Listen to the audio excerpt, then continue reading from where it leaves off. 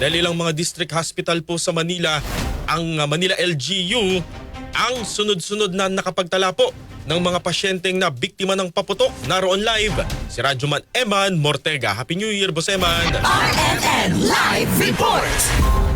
Happy New Year, Kuya Sander. Halos hindi nga makapagpahinga yung ilang mga medical personnel ng 7 District Hospital ng lokal na pamalaan ng Maynila dahil sa sunod-sunod yung pagdating ng ilang individual na nabibiktima ng paputok. Ilan nga sa mga ito ay sa ospital ng Tondo kung saan sa huling datos na inilabas, umaabot sa 4 na po ang naitalang biktima ng paputok. 2 ang kailangan isa ilalim mga operasyon ng paa matapos masabugan ng pillbox at kingkong habang isa naman ang nalapnos sa muka.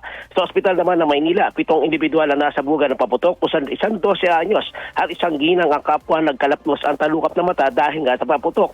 Isang lalaki rin ang sugatan sa braso matapos masabugan naman ng kwitis.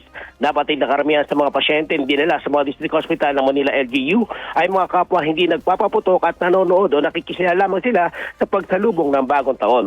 Kasama mo sa DCXL RMN Manila, Radyoman Eman Mortega, Tatak RMN. Thank you, Boss Eman Mortega!